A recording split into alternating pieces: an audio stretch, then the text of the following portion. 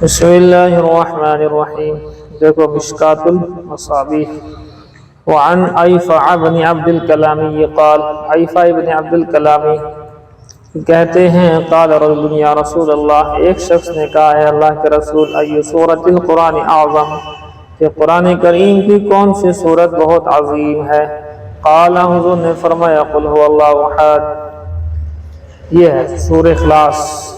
قال فأي آیت فی القرآن اعظم، کہ سورت تو یہ ہو گئی۔ اب آیت کے بارے میں پوچھا،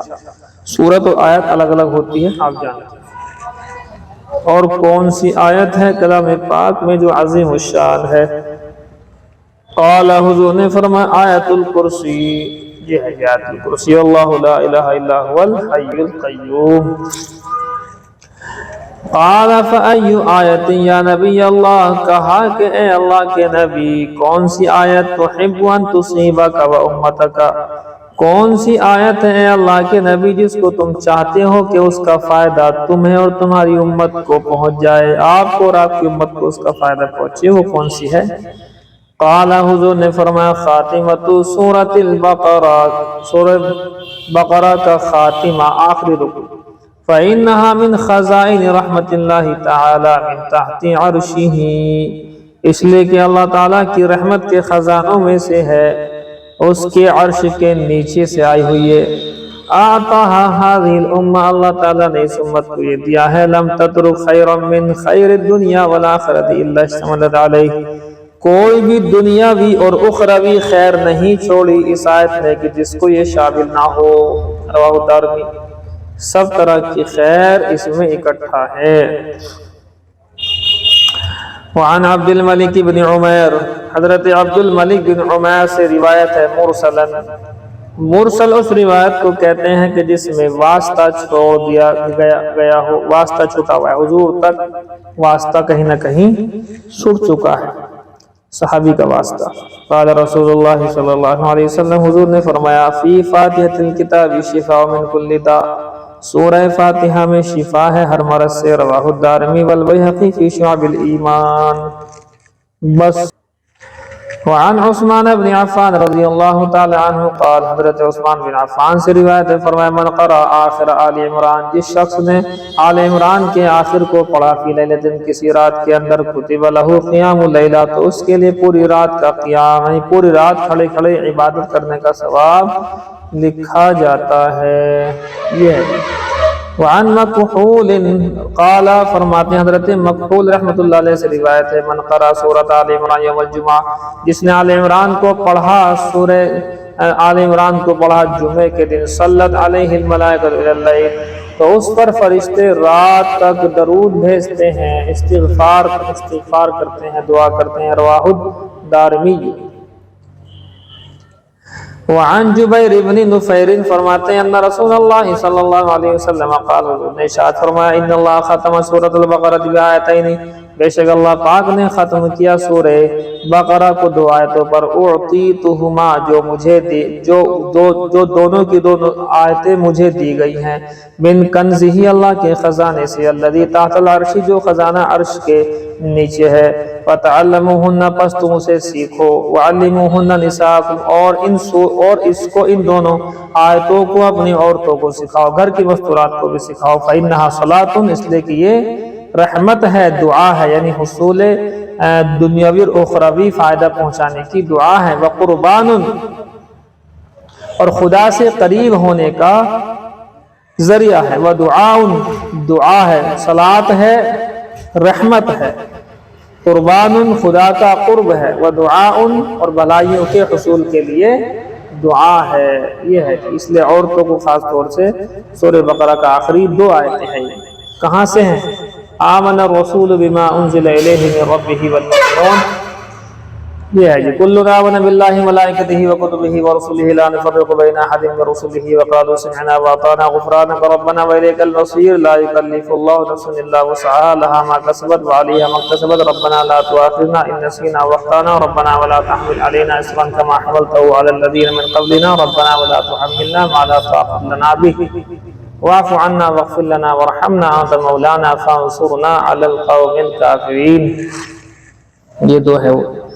وعن کعب ان رسول اللہ صلی اللہ علیہ وسلم قال فرمایا کہ حضور نے ارشاد فرمایا اقرأوا سورۃ ہود یوم الجمعہ کہ جمعے کے دن سورہ ہود کو پڑھ لیا کرو، رواہ الدارمی مرسلہ، کبھی یہ پڑھ لو کبھی وہ پڑھ لو، کبھی یہ کبھی اس میں کیا دقت ہے۔ وعن ابی سعید ان النبی صلی اللہ علیہ وسلم قال، ابو سعید سے روایت ہے کہ حضور صلی اللہ علیہ وسلم نے ارشاد فرمایا من قرأ سورۃ الکہف یوم الجمعہ، جمعے کے دن جو شخص پڑھے گا سورۃ کہف کو، اضاء له النور، تو اس کے لیے ایک نور چمکے گا، ما بین الجمعتین، دونوں جمعوں کے درمیان، یعنی اس کے دل کے اندر ایمان کا نور جو ہے ایک جمعے سے دوسرے جمعے تک کے لیے رہے گا، دل میں روشنی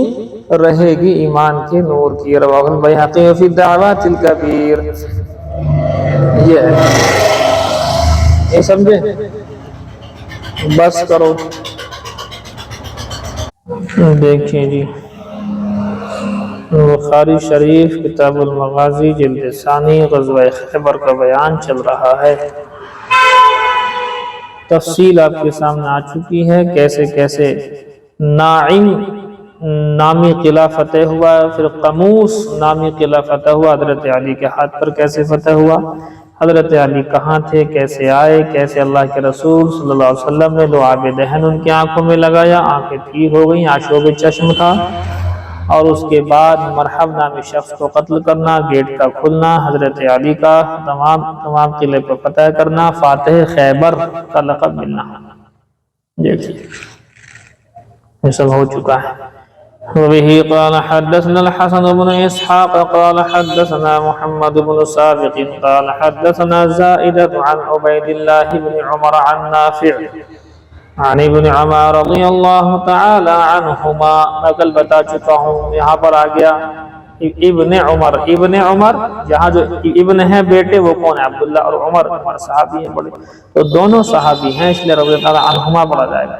قال قسم رسول اللہ صلی اللہ علیہ وسلم، کہ اللہ کے رسول صلی اللہ علیہ وسلم نے تقسیم کیا یوم خیبر، مال کو تقسیم کیا خیبر کے دن، خیبر کے دن مال کی تقسیم، للفرسی سہمینی، اسے للفرسی کی جگہ اگر فا پہ اوپر کھڑا زبر پڑھو گے زیادہ بڑھیا بات ہے، حضرت نے لکھا بھی ہے اس کو، حضرت شیخ نے مفتی سعید صاحب النوری نے اس بات کو بیان بھی کیا ہے اپنے درس میں بخاری پڑھاتے ہوئے، لکھا بھی للفارسی سہمین، گھڑ سوار کے لیے دو حصے، وللراجل سہمن، اور پیدل کے لیے، راجل ہے جی پیدل کے معنی ہے، سہمن ایک حصہ۔ ظاہر سی بات ہے کہ دو حصے گھوڑے والے کے لیے کیوں ہیں، ایک تو اس شخص کا حصہ، ایک اس کا جو گھوڑا اس کا حصہ، دو ہیں تو دو ہو گئے، اور جو لوگ پیدل آئے ہیں ان کا ایک حصہ ہے۔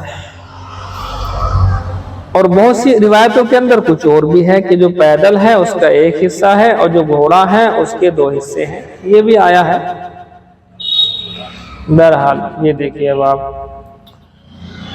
للفارسی سہمینی، گھوڑے والے کے لیے سہمینی دو حصے، وللراجلی، اور پیدل کے لیے سہمن ایک حصہ۔ قال، راوی کہتے ہیں فسرہ نافع، نافع نے اس کی تفسیر کی، فقال، اور یوں کہا، اذا كان مع الرجل فرس فله ثلاثة اسهم، اذا كان مع الرجل، جبکہ آدمی کے ساتھ، مرد کے ساتھ اس کا گھوڑا بھی ہو تو اس کے تین حصے ہیں، فإن لم يكن له فرس، پس اگر اس کے ساتھ گھوڑا نہ ہو تو فلہ سہم، اس کا ایک حصہ ہے۔ اس میں اختلاف ہے اصل میں، امام اعظم ابو حنیفہ رحمۃ اللہ علیہ تو اسی بات کو کہتے ہیں کہ جو جس کا گھوڑا ہے گھوڑے والے کے دو حصے ہیں، روایت اوپر ہے ہی، اور جو ویسا ہے پیدل والا اس کا ایک حصہ ہے۔ سمجھے جی بات؟ یہ وبه قال حدثنا يحيى بن بكير قال حدثنا الليث عن يونس عن ابن شهاب عن سعيد بن المسيب رحمه الله تعالى ان جبیر بن مطعم اخبرہ، بے شک جبیر بن مطعم رضی اللہ تعالی عنہ نے خبر دی اس بات کی کہ قال مشیت انا وعثمان بن عفان الى النبی صلی اللہ علیہ وسلم، نام نوٹ کر لیجئے گا۔ حضور صلی اللہ علیہ وسلم کا نسب نامہ تو آپ کو یاد ہی ہوگا۔ حضور صلی اللہ علیہ وسلم کا نسب نامہ تو آپ لوگوں کو یاد ہی ہوگا، یہ تو ویسے بھی یاد رہتا ہے۔ کوئی ذرا مجھے بتائے حضور کا نسب نامہ عدنان تک جو بخاری میں ہے صحیح روایت سے، سنائے کوئی؟ ہم نے جو ہے کئی مرتبہ سنایا بھی ہے بیچ بیچ میں۔ یہ بخاری کی روایت میں جو عدنان تک ہے وہ ہم نے سنایا ہے باقاعدہ، اور حضور صلی اللہ علیہ وسلم تک جانا حضرت آدم والے تک میں اس کو اکابرین منع کرتے ہیں، لیکن بعض اکابرین وہ ہیں جو اپنے بیانوں کے اندر اس کو بولتے بھی ہیں بہرحال، لیکن عدنان تک تو کسی کا اختلاف نہیں ہے، ان کے بعد میں ہے اختلاف۔ سناؤ کوئی۔ محمد بن عبداللہ بن عبد المطلب بن ہاشم بن عبد مناف بن قصی بن کلاب بن مرہ بن کعب بن لؤی بن غالب بن فہر بن مالک بن نضر بن کنانہ بن خزیمہ بن مدرکہ بن الیاس بن نضر بن نزار بن معد بن عدنان۔ بخاری شریف جلد اول میں ہے، جلد اول میں کسی جگہ پر یہ ہے۔ بتائیے آپ لوگوں کو یاد ہے یا نہیں ہے؟ بتائیے، یہ تو بتا دو۔ حضور صلی اللہ علیہ وسلم کا نسب نامہ ہم سب لوگوں کو یاد ہونا چاہیے، کم سے کم عدنان تک یاد ہونا چاہیے، صحیح روایت میں چونکہ آیا ہوا ہے بخاری، اور عدنان سے اوپر حضرت ابراہیم تک، ابراہیم سے نوح تک، نوح سے حضرت آدم تک کا جو ہے یہ صحیح روایتوں میں نہیں ہے، وہ تاریخی روایتیں تو ہیں، وہ میرے پاس لکھا ہوا، ہم نے اس لیے اس کو یاد اس لیے نہیں کیا کہ یاد کرنے سے کیا فائدہ ہے جب اس میں فالٹ ہے، تو ہماری بات نہیں، تو عدنان کے اوپر ہم نے یاد اسی لیے نہیں کیا، لکھا ہوا ہے، آپ چاہے تو ہم آپ کو سنا دیتے ہیں، دیکھو سنا دیتے ہیں، ہے ہمارے پاس لکھا ہوا۔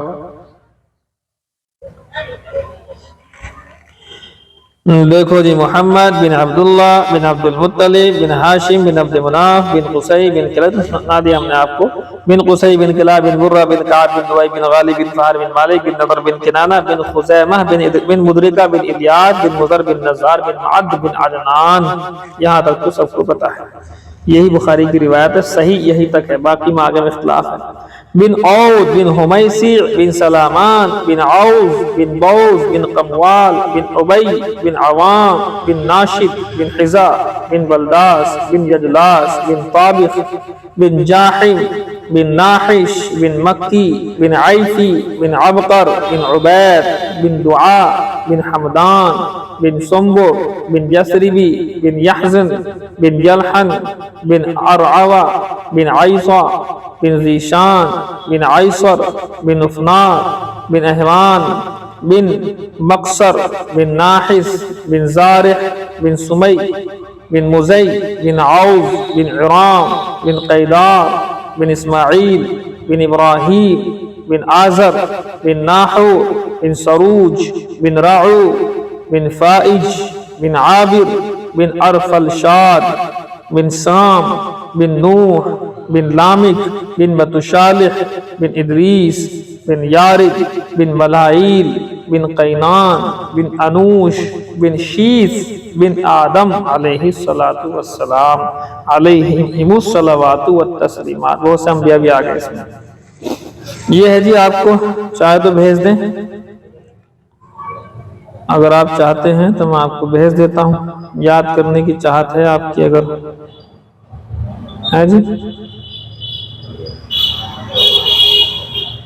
باقی یہ میں آپ سے بول چکا ہوں، صحیح کہاں تک ہے؟ عدنان تک، اور عدنان کے اوپر بیان کرنے والوں کو منع کیا جاتا ہے۔ یاد کیا تھا ہم نے یہیں تک، حضرت آدم تک کیا تھا ہم نے یاد، اور اپنے بیانوں میں بیان بھی کرتے کرتے جیسے موقع ہوتا تھا، لیکن جب ہم نے روایت پڑھی کہ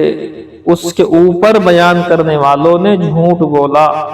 جھوٹے ہیں وہ لوگ جو عدنان سے اوپر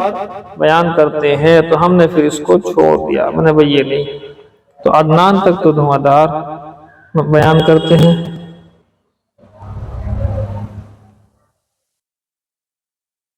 ایک منٹ،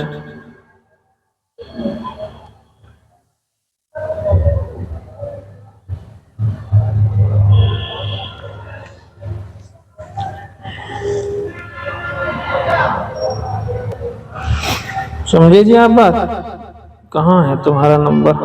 آ گیا آپ سب کے پاس؟ کوئی لفظ کٹا پھٹا ہو تو اسے ٹھیک کر لیو اپنے آپ۔ محمد بن عبداللہ بن عبد المطلب بن ہاشم بن عبد مناف بن قصی بن کلاب بن مرہ بن کعب بن لؤی بن غالب بن فہر بن مالک بن نضر بن کنانہ بن خزیمہ بن ربیعہ بن الیاس بن مضر بن نزار بن معاذ بن عدنان۔ طبیعت یاد ہے، زبان تیز چلے گی۔ اس میں کچھ لفظ کہیں کہیں یعنی مجھے کٹے کٹے لگ رہے ہیں، رک جاؤ میں جو ہے نا دوسرا بھیجتا ہوں، نبی بھیج دیتے ہیں۔ یہ حضور صلی اللہ علیہ وسلم کا نسب نامہ کم سے کم عدنان تک تو آپ کو یاد کرنا ہی پڑے گا جی، طوعا و کرہن، چاہیں نہ چاہیں یہ آپ کو یاد کرنا پڑے گا۔ اب میں آپ کو دارالعلوم دیوبند کا بھیج رہا ہوں فتویٰ، جس میں منع ہے کہ اس سے اوپر بیان نہ کریں، اگرچہ میں نے بھیج دیا آپ کو لیکن وہ صرف آپ کے دیکھنے دکھانے کے لیے بھیج دیا ہے،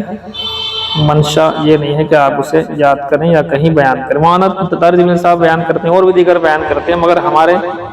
آئیڈیل جو ہے دارالعلوم دیوبند ہیں، وہاں طارق جمیل صاحب نہیں ہے۔ اگر کوئی غلطی کسی عالم سے ہوتی ہے تو ہم اس کو نہیں لیں گے، دارالعلوم دیوبند سے ہی ہم لیتے ہیں۔ دیکھو یہ لکھا ہوا ہے، کسی نے سوال کیا ہے دیوبند کو کہ حضور صلی اللہ علیہ وسلم کا نسب، شرع نسب کیا ہے؟ آپ سے لے کر آدم اسلام تک سارا شجرہ نسب بتائیں۔ اب پوچھا سارا تھا، جواب کیا ہے دیکھو، ہمارے نبی محمد اکرم صلی اللہ علیہ وسلم کا شجرہ نسب اور سلسلۃ الذہب تمام علماء مورخین کے نزدیک آپ صلی اللہ علیہ وسلم سے لے کر عدنان تک متفق علیہ ہے اور مسلم اور نسب ہے، مسلم مان لیا گیا، اس میں کسی کا اختلاف نہیں۔ البتہ عدنان کے بعد اسماعیل تک کتنی پشتے ہیں؟ بعض مورخین 30 بتلاتے ہیں، بعض 40 بتلاتے ہیں، لہذا عدنان کے بعد آپ صلی اللہ علیہ وسلم کا نسب، شرع نسب بیان نہیں کرنا چاہیے۔ امام بخاری رحمۃ اللہ نے بھی اپنی کتاب صحیح بخاری میں عدنان تک ہی ذکر فرمایا ہے، چنانچہ بخاری شریف کے اندر ہے، یہ روایت ہے، یہاں سے یہاں تک دیکھ لو،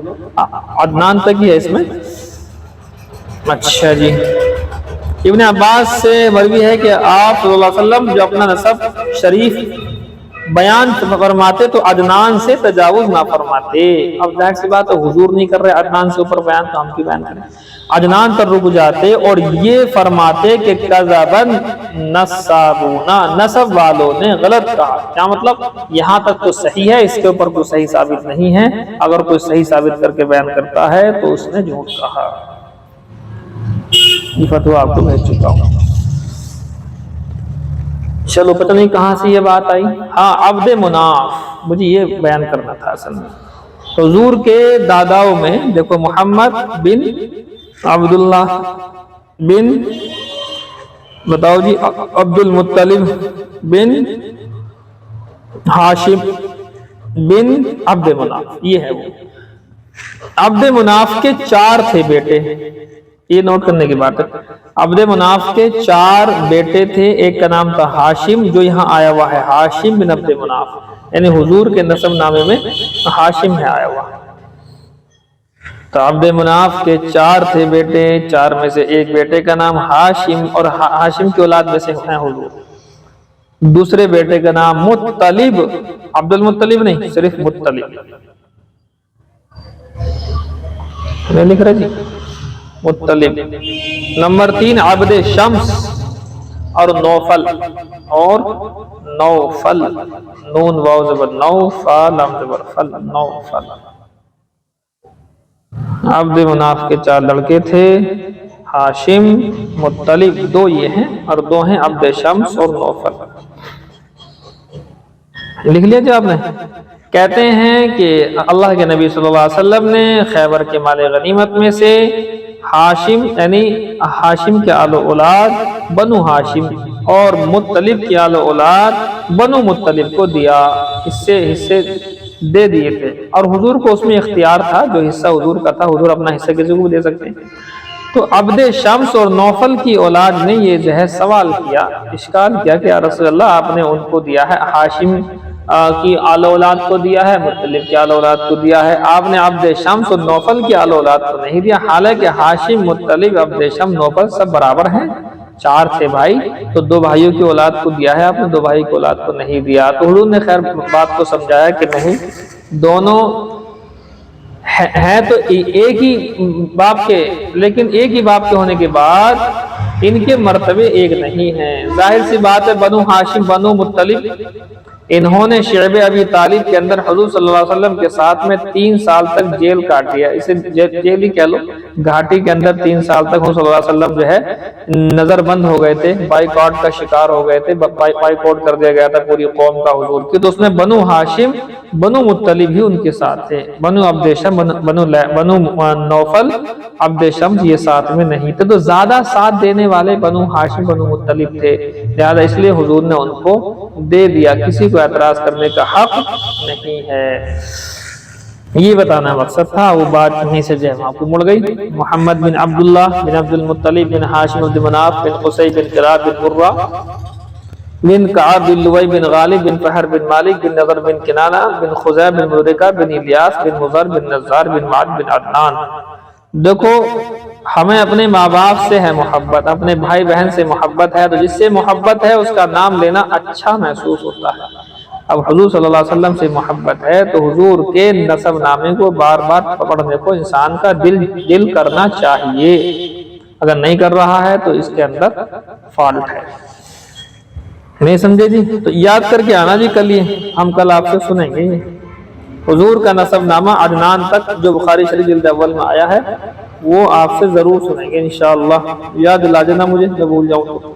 کہ وہ نسب نامہ یاد کرنے کے لیے کہا تھا، وہ سن لو، کبھی بھول جاؤں میں۔ دیکھیں باب روایت، وبه قال حدثنا يحيى بن بكير قال حدثنا الليث عن يونس عن ابن شهاب عن سعيد بن المسيب ان جبير بن مطعم اخبره، جبیر بن مطعم بنو نوفل میں سے ہیں اور عثمان بن عفان بنو عبد شمس میں سے ہیں، یہ دونوں کے دونوں حضور کے پاس گئے۔ ان جبیر بن مطعم اخبرہ، کہ بے شک جبیر بن مطعم رضی اللہ تعالی عنہ نے خبر دی، اس روایت کی کہ قال فرماتے ہیں مشیت انا، میں چلا، وعثمان بن عفان، حضرت عثمان بن عفان بھی چلے، ہم دونوں کے دونوں چلے، الی النبی صلی اللہ علیہ وسلم، حضور کے پاس پہنچے، فقلنا، ہم نے کہا اعطیت بن المطلب من خمس خیبر وترکتنا، آپ نے بن المطلب کی اولاد کو تو خمس میں سے خیبر کے خمس، خیبر کا خمس مطلب جو پورے مال میں سے 5واں حصہ ہے، 100 میں سے 20 کہتے ہیں خمس، تو جو 20% جسے کہتے ہیں 20% مال تھا، تو آپ نے اس میں سے بن المطلب کو تو دے دیا، لیکن آپ نے ہمیں چھوڑ دیا۔ کیا مطلب؟ ہم بھی تو انہی کے مرتبے اور مقام کے ہیں، مطلب کی آل و اولاد ہیں، ہم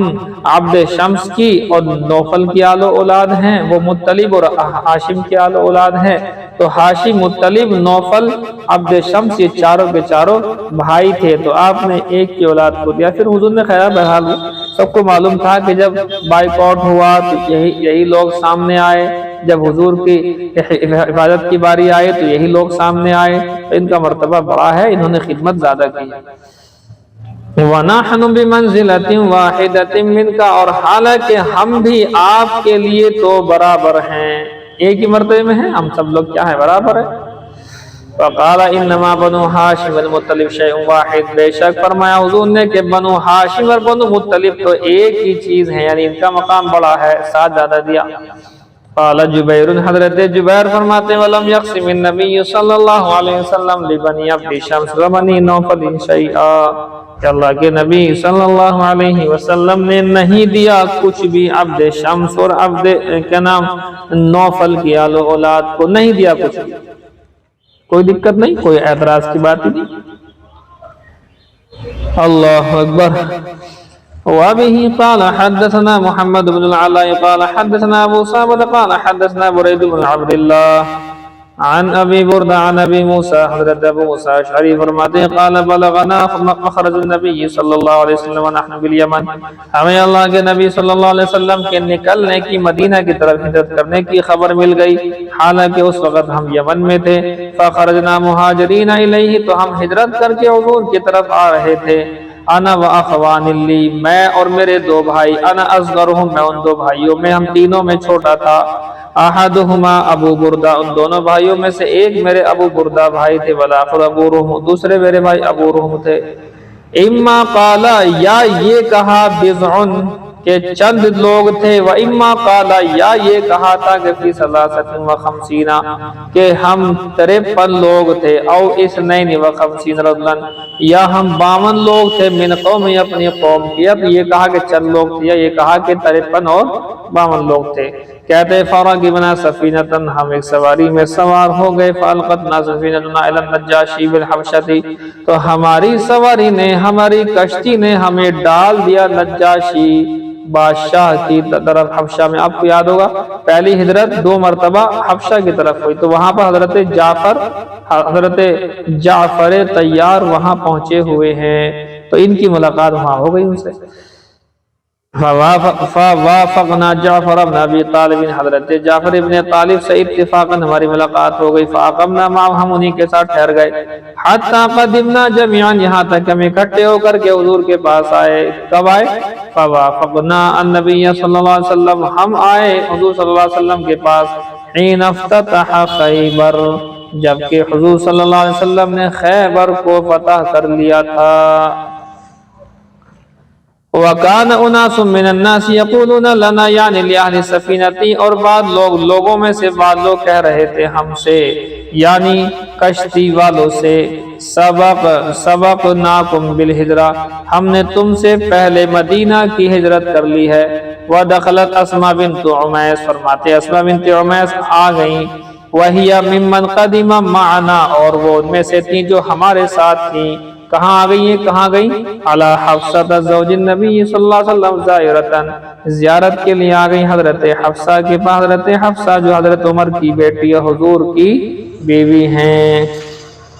حضور کی بیوی حضرت حفصہ حضرت عمر کی بیٹی ہیں، ان کے پاس آئیں، وہاں بیٹھی ہوئی تھی۔ اب وہاں پر یہ آ گئے، حضرت عمر نے آ کر کے کوئی بات کہہ دی ایسی جس کی وجہ سے تھوڑی سی اسماء بنت عمیس جو ہے نا ناراض ہو گئی تھی۔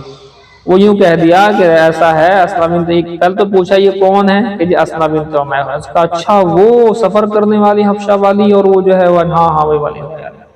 کہنے لگے ایسا ہے اسماء بنت عمیس تم سے پہلے ہم نے کی ہے ہجرت۔ کہاں کی؟ حالانکہ ہجرت تو پہلے وہاں کی ہوئی ہے حبشہ کی۔ کہتے نہیں حبشہ کی ہجرت مراد نہیں ہے بلکہ یہاں مدینہ کی ہجرت، مدینہ سب سے پہلے ہم آئے ہیں۔ تو کہنا ہی چاہ رہے تھے کہ ہم مدینہ سب سے پہلے آئے ہیں ہجرت کر کے حضور کے ساتھ، تو حضور کے زیادہ حقدار ہم ہیں۔ اصل میں یہ ایک محبت کی بات ہوتی ہے، جیسے کہ ایک بیٹا ہے ایک بیٹی ہے، اب اگر ایک بیٹا یا بیٹی یوں کہہ دے کہ یہ میرے ہیں ابو، یہ دوسرا کہے گا ہوں میرے ہیں، وہ کہے گا ہوں میرے ہیں، ہو تو یہ بات لا جھگڑے کی نہیں ہے، یہ تھوڑی سی مطلب یہ ہے کہ صحابہ کرام یہ چاہتے تھے کہ حضور کی محبت کا اظہار ہو، تو انہیں تھوڑی سی بات بری لگ گئی کہ اچھا تم زیادہ حقدار ہو حضور کے، تم کیسے حقدار ہو حضور کے؟ ہم زیادہ حقدار ہیں، ہم وہاں رہے ہیں اتنی پریشانی میں، تم تو حضور کے ساتھ تھے، ہم کیسے دن کاٹے راتیں کاٹی۔ خوب کہا حضرت عمر کو حضرت اسماء بنت عمیس نے۔ اسماء بنت عمیس کوئی چھوٹا معاملہ نہیں ہے، بہت بڑی بہت بزرگ عورت ہیں، حضرت جعفر کی بیوی ہیں، ان کے بعد میں حضرت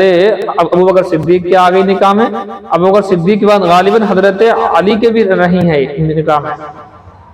تو یہ کوئی ویسی معمولی عورت نہیں ہے۔ انہوں نے خوب بکا حضرت عمر کو، اور کہنے لگی اس بات کو ضرور کہوں گی جا کر کے حضور سے، دیکھو پھر کیا ہوتا۔ پھر حضور کے پاس یا رسول اللہ ایسے ایسے کہہ رہے ہیں، بتائیے ہمیں کہ ہم سے پہلے تم لوگوں نے ہجرت کر لی، مطلب اپنے آپ کو کہہ رہے ہیں ہم نے بعد میں ہجرت کری مدینہ کی، ایسے ایسے کہہ رہے ہیں کہ ہم زیادہ حقدار ہیں تمہارے، حالانکہ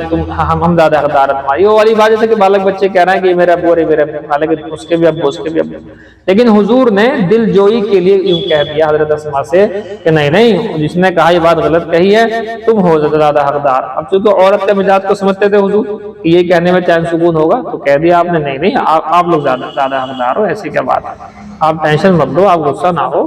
بہرحال ان کا غصہ پھر شانت ہوا، تو بڑی خوشی ہوئی انہیں کہ حضور نے یہ بات کہہ دیا کہ ہم حضور کے زیادہ حقدار ہیں۔ تو وہ اس واقعے کو بڑے مطلب اس سے لوگوں کو جو ہے سنایا کرتی تھی، اور جو لوگ ان کے ساتھ تھے حضرت اسماء کے وہاں، تو وہ لوگ ان سے اس واقعے کو سنتے تھے باقاعدہ بار بار۔ ادھر سنئی وہ والا واقعہ کیا کہا تھا حضور نے، کہ حضور نے کہا کہ ہاں تم لوگ زیادہ میرے جو ہے مطلب حقدار ہو، زیادہ حق تمہارا ہے ہمارے اوپر، یہ کہا تھا حضور نے۔ اب یہ ایسی باتیں ہیں، ظاہر سی بات ہے محبت کی بات ہے، جو آپ کو بتایا بیٹا بیٹی یوں کہہ رہے ہیں میرے ابو اور میرے ابو، حالانکہ دونوں کے اس میں کوئی دقت نہیں ہے، لیکن کبھی کبھی کہہ دیتے ہیں ہاں ہاں بیٹے اس کا بھی ابو ہوں، ہاں بیٹے تیرا بھی ابو ہوں، ایسے کہہ دیتے ہیں، تو ایسے سمجھ لیو بس۔ وَكَانَ أُنَاسٌ مِّنَ النَّاسِ يَقُولُونَ لوگوں میں سے بعض لوگ کہہ رہے تھے ہم سے، یعنی اہل سفینہ، اہل سفینہ یعنی حضرت اسماء بنت عمیس وغیرہ اور تمام حضرت موسیٰ اشعری وغیرہ، ان سب سے یوں کہہ رہے تھے سبقناکم بالہجرہ، ہم نے ہجرت کی مدینہ کی تم سے پہلے، ہم تم سے پہلے ہیں۔ وَدَخَلَتْ أَسْمَاء بنت عمیس، اسماء بنت عمیس آئی تھیں، وَهِيَ مِمَّنْ قَدِمَانَا، اور وہ ان عورتوں میں سے تھی جو ہمارے ساتھ آئی تھی وہاں سے حبشہ سے، علی حفصہ، حفصہ کے پاس تھیں، زوج النبی صلی اللہ علیہ وسلم، حضرت حفصہ حضور کی بیوی ہیں، زوجہ محترمہ ہے، زائرتاً زیارت کے لیے آئی تھی۔ وَقَدْ كَانَتْ هَاجَرَتْ إِلَى النَّجَّاشِ فِي مَنْ هَاجَرَ، اور انہوں نے بھی ہجرت کی تھی نجاشی بادشاہ کی جانب حبشہ کی طرف ہجرت کی تھی، فی من ہاجر، ان لوگوں کے ساتھ مل کر کے جن لوگوں نے ہجرت کی تھی۔ فَدَخَلَ عُمَرُ عَلَى حَفْصَةَ، حضرت عمر اپنی بیٹی حفصہ کے پاس آئے، وَأَسْمَاءُ عِنْدَهَا، حضرت اسماء ان کے پاس تھیں۔ اب پردہ کر لی، ظاہر سی بات ہے پردہ کریں گے تو معلوم کیسے وہ کون ہے۔ فقال عمر، حضرت عمر نے کہا، حین رأى اسماء، جب کہ اسماء کو دیکھا بھی یہ کون ہے، من هذه، کون ہے یہ، قالت، تو بیٹی نے کہا، حضرت حفصہ نے کہا، اسماء بنت عمیس، اسماء بنت عمیس ہیں۔ قال عمر، حضرت عمر نے کہا، الحبشیۃ هذه، اچھا وہ جو حبشہ والی جو حبشہ کی طرف ہجرت کر کے گئی تھی، ہاں ہاں جی وہی۔ البحریۃ هذه، اچھا وہ سمندروں کا جو کر کے گئی تھی سفر، ہاں جی ہاں وہی ہے۔ قالت اسماء نعم، حضرت اسماء نے کہا جی جی وہی ہیں، بالکل ہم وہی ہیں ہم۔ اب دیکھیے، قال سبقناکم بالہجرہ، اب حضرت عمر نے تھوڑا ان کو بات کہہ دی ایسی، تو انہیں ایک دم سے غصہ آ گیا۔ حضرت عمر نے فرمایا کہ ایسا ہے سنو، ہم نے تم سے پہلے ہجرت کی ہے مدینے کی، فَنَحْنُ أَحَقُّ بِرَسُولِ اللَّهِ صلی اللہ علیہ وسلم، ہم زیادہ حقدار ہیں اللہ کے رسول کے۔ اب یہ کہہ دیا ایسا ہے ہم زیادہ حقدار ہیں منکم، تم سے۔ اب یہ جو کہا تو فغضبت حضرت اسماء، حضرت اسماء غصہ بھر گئی، غصے میں آ گئی، غصے سے بھر گئی، وقال، اور کہنے لگی، کلا کلا، ہرگز نہیں، واللہ، کہ جو ہے قسم خدا کی بالکل نہیں ایسا، کنتم مع رسول اللہ صلی اللہ علیہ وسلم، تم تو حضور کے ساتھ تھے، یطعم جائعکم ویعظ جاہلکم، وہ تمہارے بھوکوں کو کھانا کھلاتے تھے حضور، تمہارے جاہلوں کو نصیحت کیا کرتے تھے حضور، تو حضور موجود تھے تمہارے ساتھ۔ وَقُنَّا فِي دَارٍ، اور ہمیں دیکھو ہم ایسے دیار میں تھے، ایسے جگہ پر ہم لوگ تھے، او فی ارض البعداء البغضاء بالحبشہ، ہم ایسی دور کی جگہ میں تھے، نفرت کی تھی جگہ، حبشہ میں تھے، وذالک، اور یہ سارے کا سارا جو ہم نے کیا نا برداشت، دور دراز رہنا، نفرت بھرے ماحول میں رہنا، اللہ کے نبی سے دور رہنا، یہ سب فی اللہ فی رسول اللہ کے لیے تھا اور رسول اللہ کے لیے تھا۔ وَأَيْمُ اللَّهِ، کی قسم خدا کی، عمر تم نے ایسے کہہ دیا ہمیں، لا اطعم طعاما ولا اشرب شرابا، میں نہ کھانا کھاؤں گی نہ پانی پیوں گی، حتی اذکر ما قلت رسول اللہ صلی اللہ علیہ وسلم، یہاں تک کہ میں تمہاری اس بات کا ذکر حضور سے کروں گی، ضرور کروں گی، تم دیکھ لینا۔ اب مسلم ہوگی نا، وَنَحْنُ كُنَّا نُؤْذَى وَنُخَافُ، دیکھو ہمیں ہمارا حال کیا تھا تمہیں پتا ہے عمر،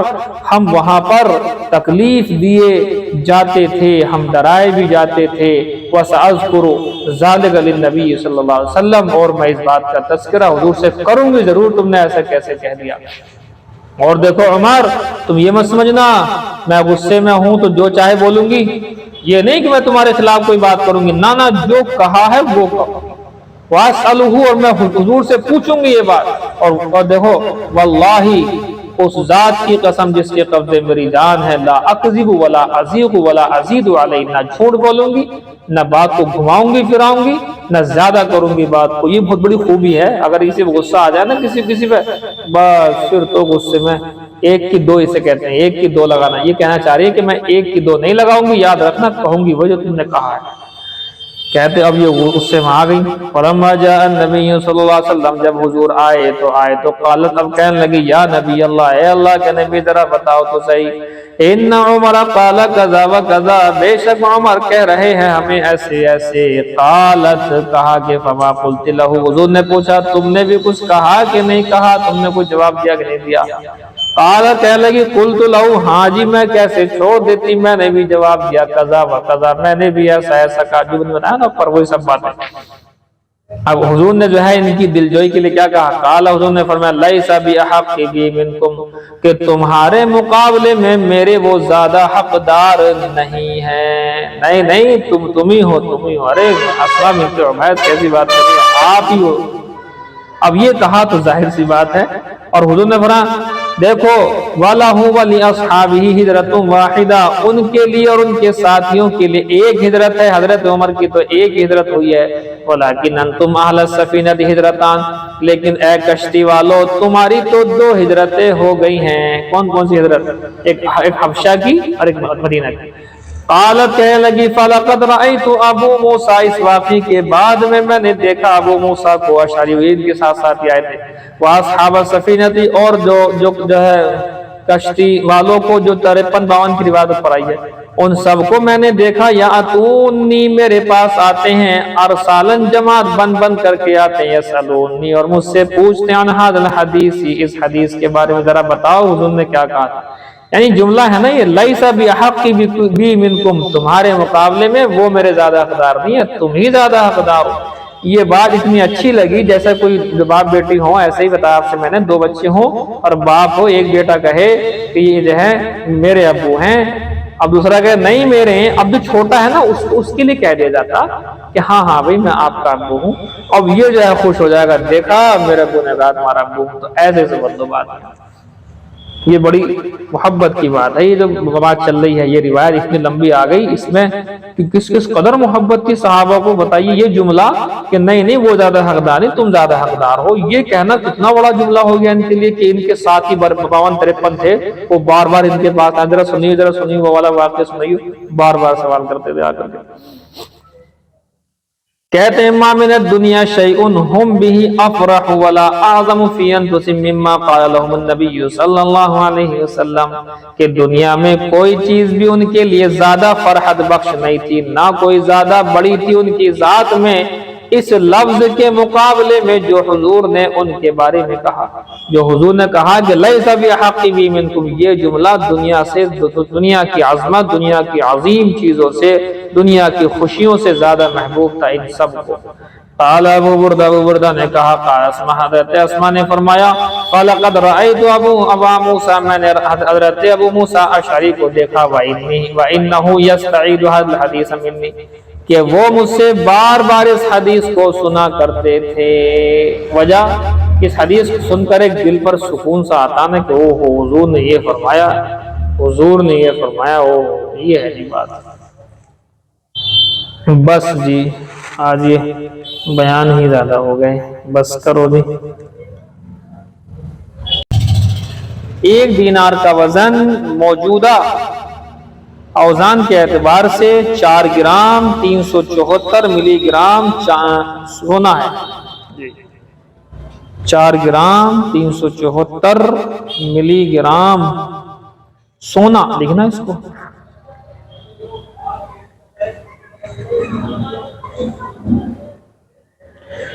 اچھا جی، اب لکھو ویسے جو یہ لوگ استعمال کرتے ہیں نا الفاظ، دیکھو اس طرح لکھا جائے گا، لکھو 1 دینار کی مقدار 4 ماشے 4 رتی ہوتی ہے، یہ حساب لگتا ہے، لگاتے ہیں یہ لوگ، جب آپ جاؤ گے لینے سونا چاندی تو وہاں اس طرح کا حساب لگتا ہے۔ ایک سونے کے دینار کی مقدار